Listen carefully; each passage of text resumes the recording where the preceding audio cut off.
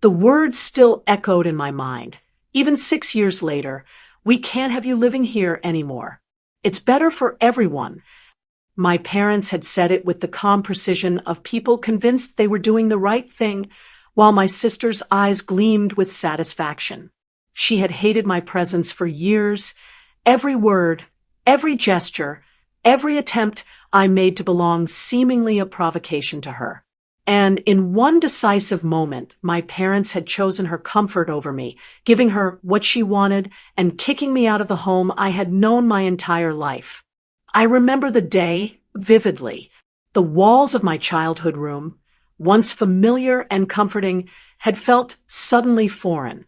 Every corner held memories, now tainted with the knowledge that I no longer belonged.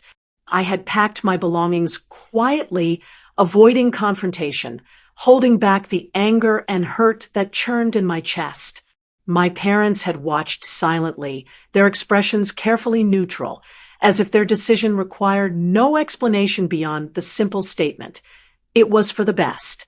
My sister had lingered nearby, smirking, clearly pleased that her influence had won. She had made no effort to hide her triumph. And in that moment, I realized something important. I could not control how they viewed me, how they treated me, or how easily they could choose her over me. I could only control my response. That night, I left the house with nothing but a backpack and a heart heavy with betrayal. Every step away from that home felt like both an end and a beginning. I was leaving behind the people who were supposed to love me unconditionally, but I was also stepping into a life of my own making where I could finally define myself without their constant comparisons and judgments. The pain of their choice was sharp, but beneath it, a seed of determination began to grow. I vowed that one day I would build a life so undeniable, so complete that their decision to push me out would seem insignificant in comparison. I would prove, not to them, but to myself, that their rejection could not dictate my worth or my future. As I walked away from the only home I had known, I felt the sting of loss, but also the quiet thrill of possibility. The chapter of dependence and their judgments had closed, and a new one, my own, entirely my own, was just beginning. The first few months after leaving home were brutal. I had nowhere to go, just a small room I rented in a shared apartment and a few belongings I had managed to pack into a backpack. Every day was a reminder of their rejection. Every silence on the phone from my parents a confirmation that I had been pushed aside. My sister's influence had won, and I was left to navigate a life I had never prepared for. But something in me refused to break. Each day I faced the world alone. I discovered a strength I hadn't known I possessed. I learned to cook, to manage bills, to navigate public transportation, and eventually to find work that challenged me, stretched me, and forced me to grow. The independence I had been denied at home became my education, shaping me into someone capable of surviving and thriving without their validation. Over the years, I poured myself into my ambitions. I pursued projects and opportunities that I had once only dreamed of, documenting successes quietly, steadily, and without seeking their approval. I built friendships, connections, and experiences that my family could not control or dismiss. Each achievement, no matter how small, reinforced my belief that my worth was not determined by anyone else's perception, especially not by the family that had chosen my sister over me. I observed my family from a distance, occasionally hearing news through mutual acquaintances. My sister's life seemed to revolve around appearances, social validation, and the constant attention of my parents. They continued to favor her, as I had long suspected they would, and yet I realized something profound. Their choices had forced me to develop resilience, independence, and an inner confidence they could never take away. Then came the turning point. 6 years later, I had built a life that I could be proud of, one with stability, recognition, and a sense of purpose entirely my own. I had opportunities, accomplishments, and independence that my family could no longer ignore.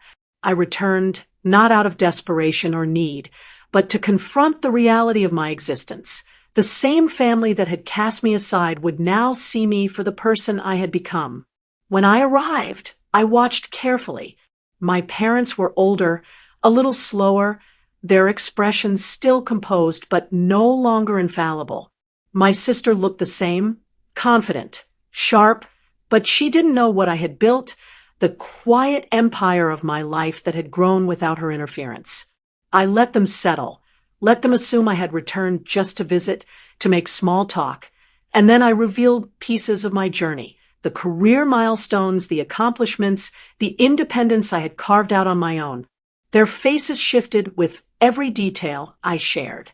Shock replaced casual judgment, disbelief replaced condescension, and for the first time, I saw them reassess their assumptions. My sister's smirk faltered. My parents' calm masks cracked, revealing a mixture of surprise, hesitation, and perhaps a hint of regret. They had pushed me out to please her, to avoid conflict, to maintain harmony in their eyes, but the life they had tried to control had grown beyond their reach. I realized then that their dismissal, their favoritism, and their attempts to erase me had inadvertently fueled my success. Every rejection, every slight, had been a push that drove me further, made me sharper, and forced me to define my own worth.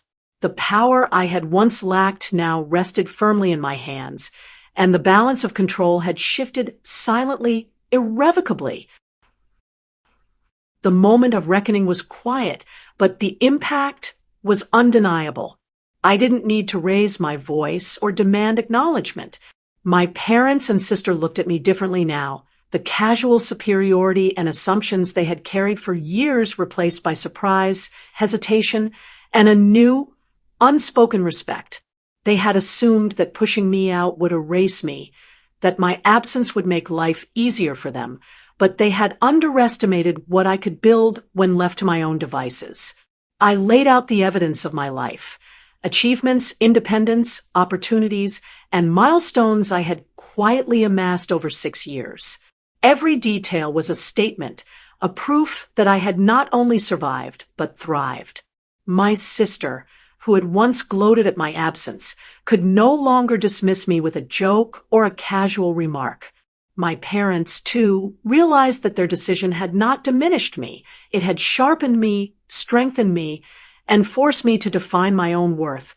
For the first time, I saw them reassess me, not as the person they once judged and dismissed, but as someone fully realized self-sufficient and untouchable by their past favoritism. The family dynamics had shifted silently, irrevocably. I had reclaimed my presence, my respect, and my identity without confrontation, without argument, simply through the undeniable proof of my life. The weight of years of rejection lifted. I didn't gloat, I didn't rub it in. I simply let them absorb the reality I had built. Their attempt to erase me had failed spectacularly, and I had emerged not bitter, but triumphant, calm, and finally seen for who I truly was. That if you've ever felt overlooked, dismissed, or underestimated by your own family, remember this. Your worth isn't defined by anyone else's approval. Take control, build your life quietly, and let your achievements speak for you. Stand strong, stay patient, and prove that no one can erase your presence or your value.